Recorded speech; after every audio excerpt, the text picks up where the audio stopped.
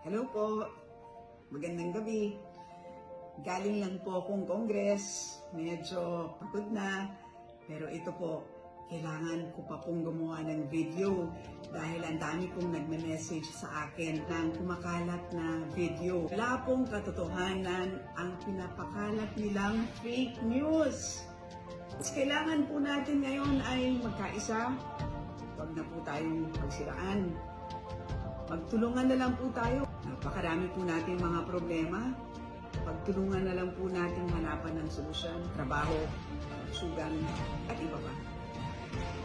Lagi po kami narito para tumulong dahil ang servisyo ay dapat ulitin. Hindi na po, matulog na tayo. Pero bago matulog, kain muna tayo ng